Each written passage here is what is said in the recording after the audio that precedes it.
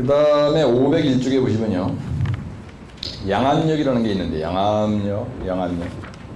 이 리프트란 마을이 여러분들, 이 마을을 알아주세요. 우리가 단어 하나하나가 의미하는, 우리가 터미노로지라는 말을 씁니다. 글자 하나하나가 얘기하는 논리적인 어떤 뜻, 그게 뭐냐.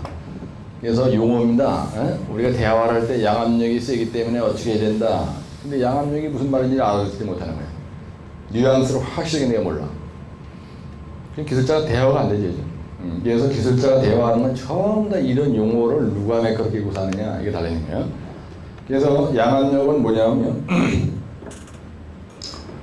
양암역은 개요 및 정의예요.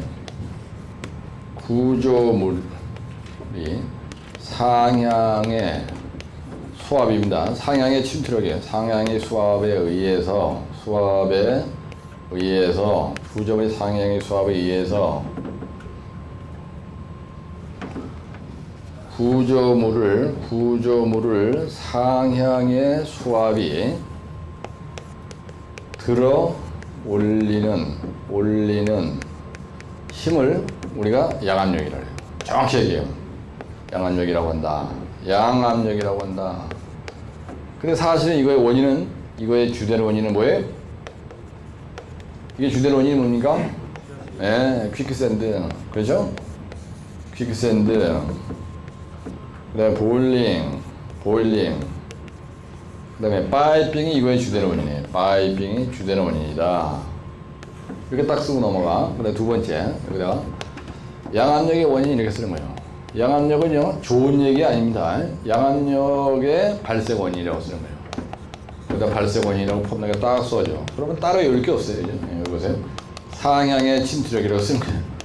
상향의 침투력에 의해서 누가 생겼습니까? 세 마리가 생겼죠. 누가 생겼어요? 두 번째 분사현상이라고 쓰는 거예요. 여기서는.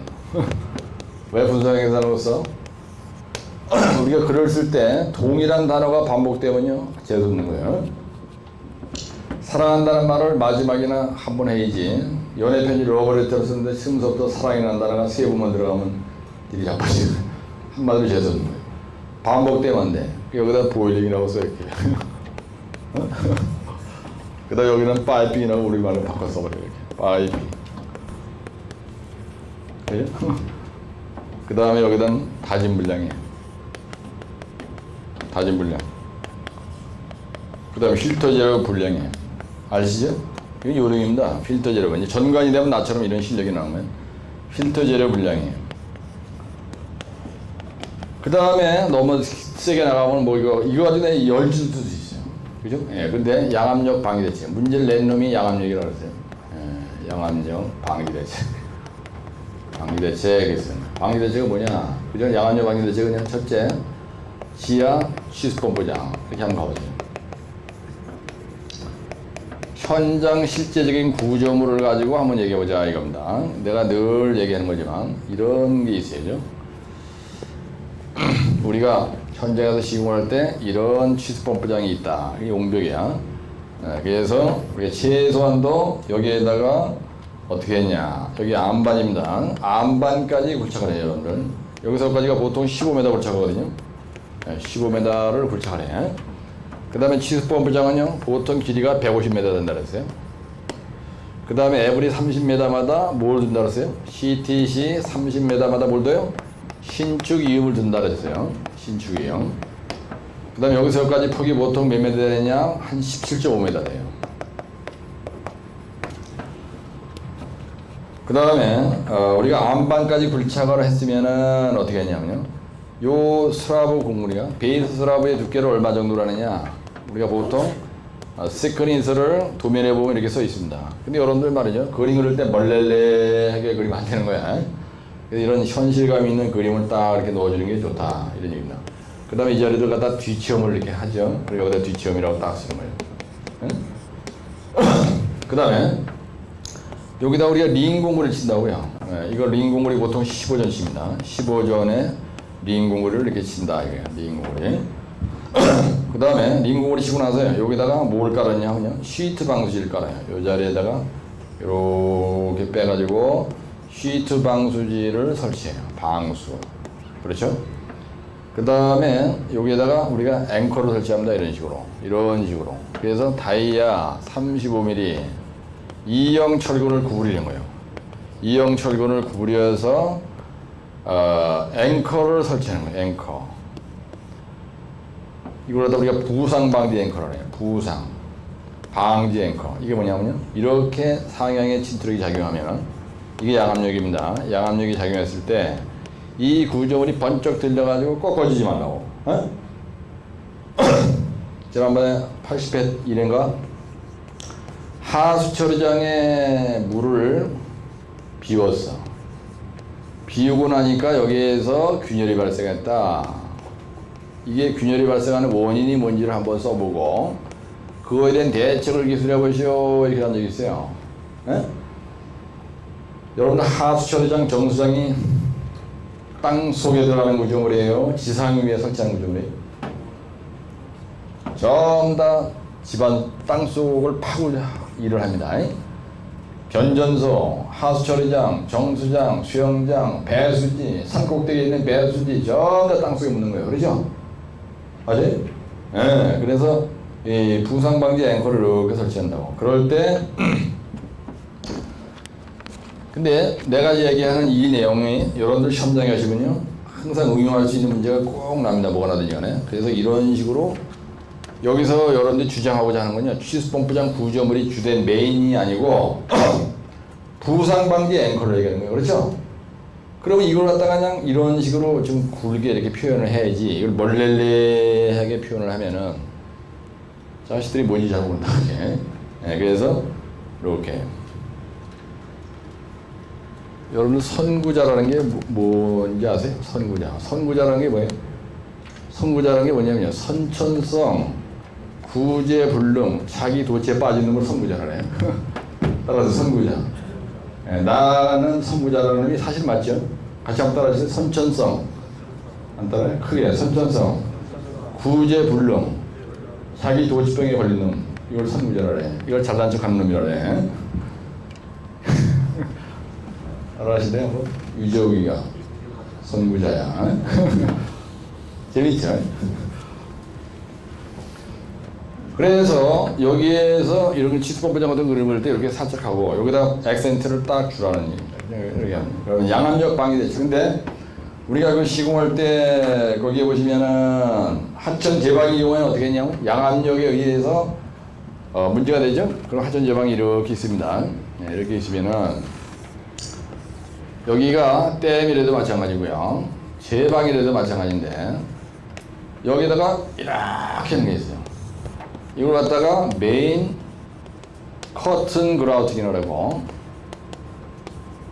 그 다음에 여기에 들어간 이렇게 들어간 걸 갖다가 서브 커튼 그라우팅이라고 해요. 서브 커튼 그라우팅이라고 해요. 근데 이 커튼 그라우팅의 목적이 차수죠. 이 차수란 말은 무슨 말이냐면 요 암반을 굴착을 해서, 이 자리가 암반선입니다. 이게 암반선인데 팔팔하는 거 보니까 여기에 균열이 쫙 간 거예요. 우리가 이걸 뭐라 하냐면요, 조인트를 해요. 암반에 틈새가 생긴 걸로 조인트를 해요.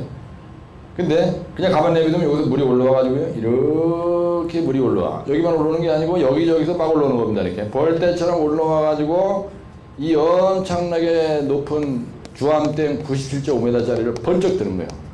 충주댐 100m짜리 높이 되는 거, 이 폭이 400m 가까이 되거든요. 주암댐, 충주댐, 소양댐 전부 다 그래요. 그래가지고 요놈을 번쩍 들어가지고요, 이걸 파괴시키는 역할을 하는 거예요. 그래서 수리 구조물에서는 여기에다가 이렇게 5m 깊이로다 전부 다 여기다 이렇게 천공을 하고요, 요 틈새 부분에다가 우리가 콘솔리데이션 그라우팅을 합니다. 이건 뭐냐면요, 시멘트 그라우팅이라는 거예요. 그래가지고 그냥 쫙 다 때려 메꾸는 거야. 이게 뭐와 비슷하냐?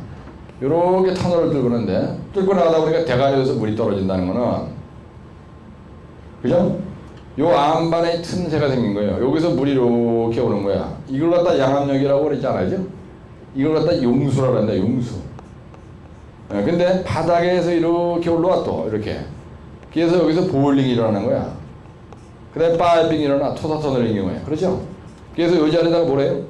요 자리에다가 LW 이런 거 하죠. 대가리에서 내려온 걸 못하게 하기 위해서 이렇게 JSP 지상에서 하는 걸 우리가 터널에서 보강한 방법이라고 하잖아. 터널에서 따라서 LW, JSP, 폴리우레탄 공법 이런 거나 여기에서 얘기는 이게 JSP가 될 수도 있죠. 그 다음에 여기다 CT8 박을 수도 있죠. 여기다 CT8 이렇게 박을 수도 있지. 그렇죠? 지금 댐을 놓고 이렇게 얘기하지만 그러면 침투되는 물을 막아주는 역할을 하는 거야. 전부 다 틈새를 메꿔주는 역할을 하는 거야. 근데 지금 양압력 얘기하면서 아까 얘기했던 퀵샌드, 보일링, 파이핑 뭐 그죠? 예. 그래서 이제 마지막 결론 가는 거예요. 응? 제방이나 그 다음에 지하 구조물이나 터널이나 그 다음에 RCD 기초나 오픈 계승 기초 같은 거 할 때 양압력이 문제가 됩니다.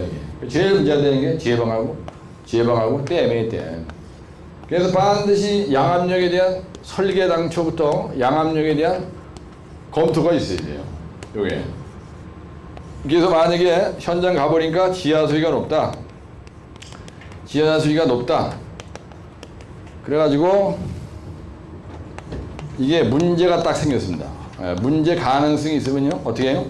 설계 변경을 해서 확실하게 보강을 해야 되니까 확실하게 보강을 해야 된다고요. 근데 이런 그 댐이나 제방이나 시스펌프장이나 하우스 처리장이나 워터 트리트먼트 정수장이나 배수지나 이런 데 가서 일을 하는 소장이나 감리단장이나 발주 있는 사람들이 이럴 가능성이 있는 걸 몰라 무식해가지고 그럼 일하다가 어떻게 되냐? 무너지는 거예요. 시공을 다 하고 나는데 저는 그냥 물을 담으려고 보니까 바닥 슬라브가 그냥 뚝 부러져가지고 밑에서 물이 막 팡팡팡 올라오는 거예요. 그래서 저나 여러분이 공부하는 목적은 다른 건 아무것도 없습니다. 현장 가서 일을 할 때 빡세게 해가지고 설계 변경 잘해가지고 돈도 많이 벌고 그 다음에 사고도 안 나고요. 그런 걸 방지하기 위해서 기술사 자격증을 가지고 있는 사람을 반드시 책임 기술자로다가 앉혀놔야 된다.